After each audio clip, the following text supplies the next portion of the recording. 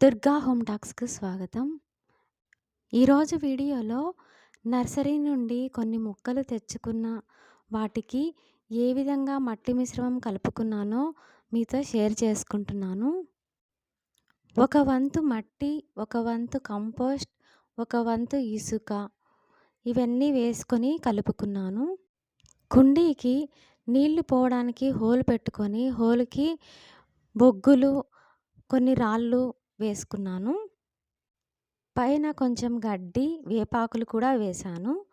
వేపాకులు fungus రాకుండా ఉండడానికి.